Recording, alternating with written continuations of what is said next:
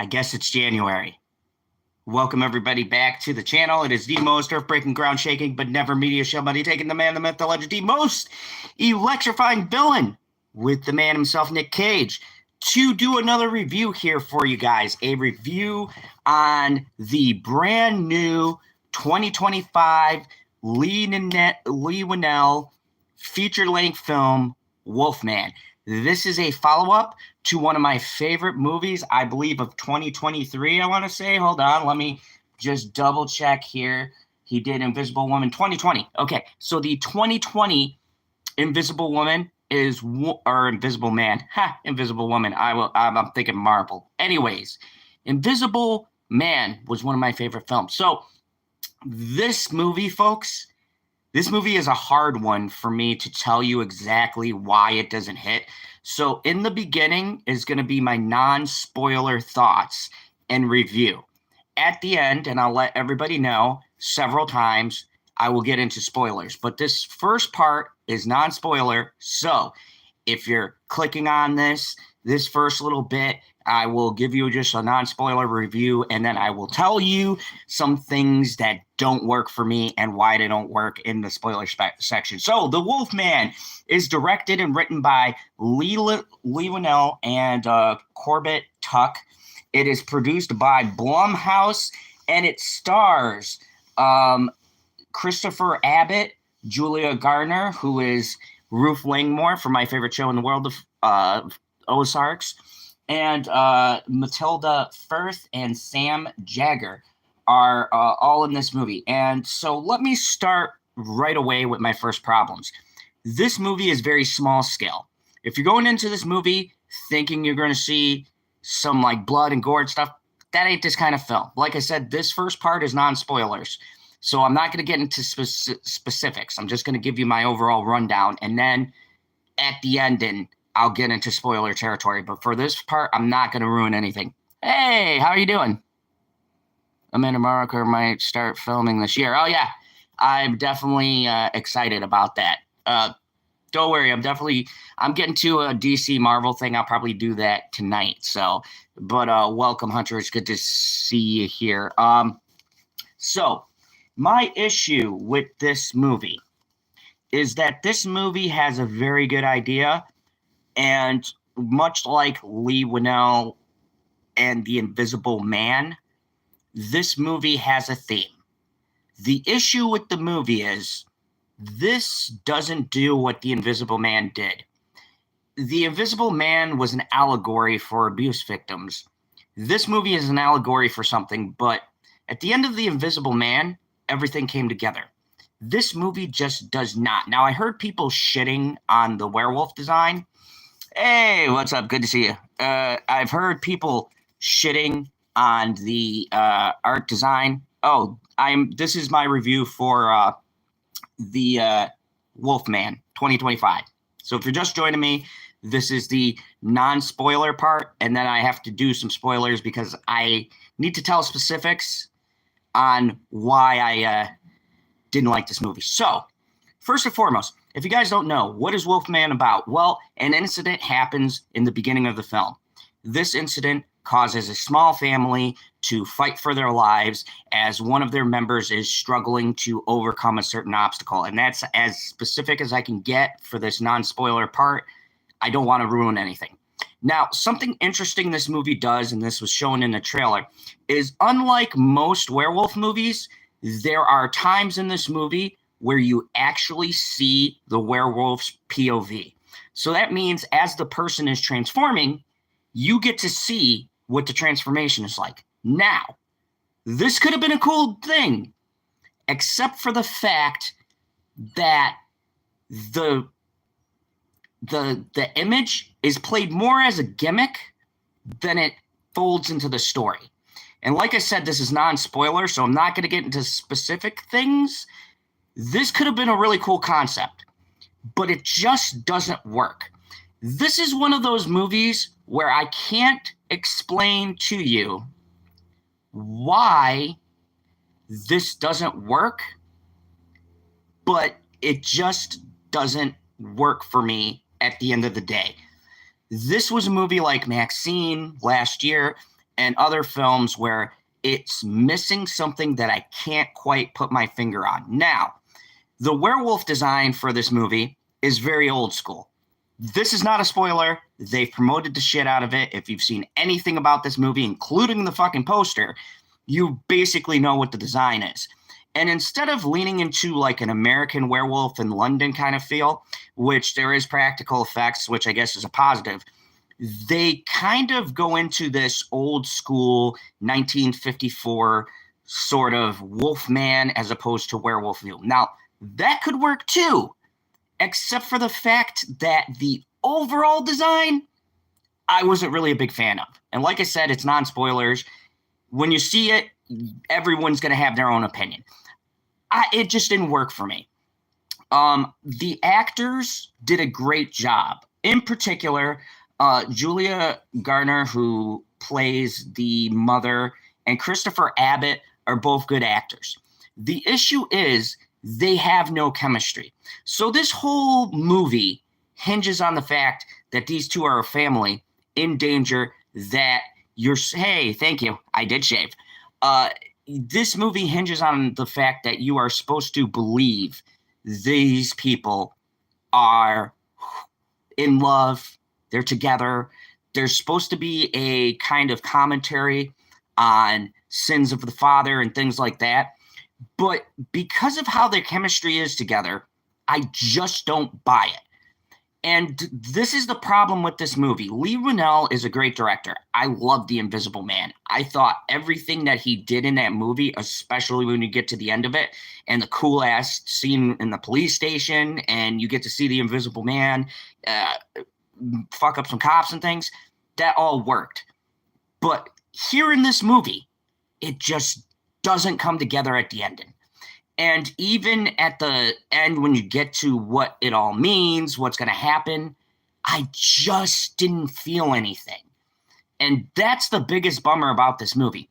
Now, I talked to the wonderful future wife, Bitchy Unicorn. I asked her to maybe watch this with me because I don't know if this is me. And I didn't review this right away because when I saw it, I didn't know what this movie is missing for me, but it's missing something, and I can't quite put my finger on it. Now, here's all my positives, and then it's going to be hard to do my score, because my positives are it's well shot, it's well acted, it's well directed, the dialogue is good. My negatives are it just doesn't work. And I don't know why. The POV thing doesn't come together like I hoped. The design of the creature I wasn't really crazy about. And the very ending and the way that it ends should work, but because of the dynamic, it doesn't. And I can't put my finger on why. So with all that being said, and getting all that out of the way, I'm going to get into a spoiler for a second and explain to you what doesn't work for me in this movie. But before I do that, I'm going to give you my score. My score for Leigh Whannell Wolfman 2025 is going to be, unfortunately, a 6.5 out of 10. I think this is slightly above average. I don't think this movie sucks, but this movie just didn't do it for me. And I can't, for the life of me, put my finger on what this is missing. But I'm going to do a spoiler here in just a second so that I could tell you exactly the moment this movie lost me. But for right now, my score is a 6.5. If you don't want any spoilers, I think some people will like this. But for me personally, I don't think that this movie comes together very well at the ending. And to be honest, it falls flat, just very flat. And it's not bad. So if you put a gun to my head and asked me to pick out something, it didn't make me upset. I didn't feel like I wasted my time. It just led up to stuff, and it just doesn't work. And that's all I got for you. That's the best I can do without going into spoilers. It's a 6.5. See it for yourself and see if you agree with me. Now, spoiler warning. I'm getting into spoilers. Okay, 3, 2, 1, here we go. So, The Wolfman in this movie is a virus.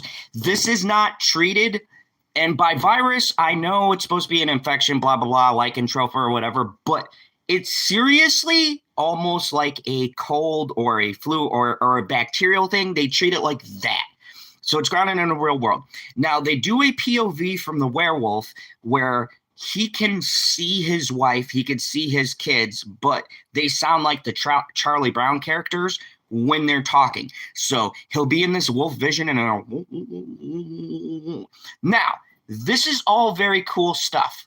My issue with this one mechanic, and then I'm going to spoil the end because it directly ties into this, it gets dropped, picked up, and then they don't really do anything meaningful with it. And I can't explain it to you without you seeing the movie.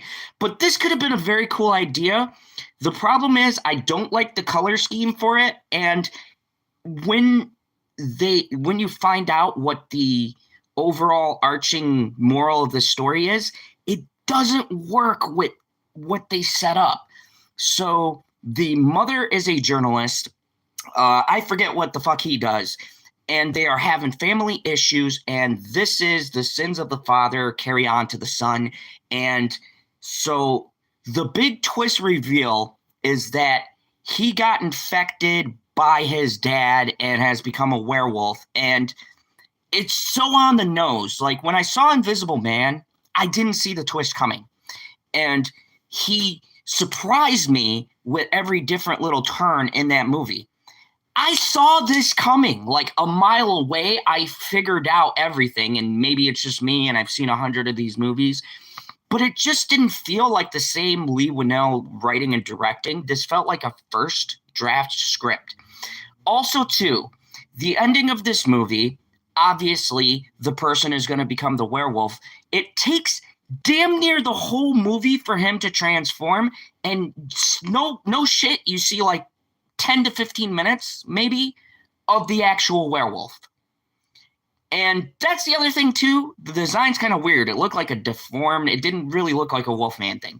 So my issue with this is they get cornered in a treehouse, and the impactful thing is that she has to murder the person she loves or get killed by them, which is supposed to be a metaphor of their relationship and how they've always put things on hold and how they never had time for themselves. And the one time they try to do thing, it goes to shit. That's supposed to be the whole message of the movie. But it just doesn't work because you're supposed to be in this final bout where the werewolf's staring and her daughter here, and they're she's got to make this tough choice. But I don't feel anything by the end of this decision. I don't feel the pain. I don't feel the final, like, this is a person who you have been with and had a kid with, but I felt nothing for this at the ending. So when the final frame hits and he's shot and you kind of go to black with the gunshot, it just doesn't work for me. And everything this movie sets up says, like by the script and the story writing, this should all come together.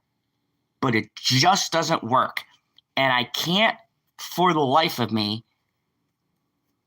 figure out why. I don't know what it is.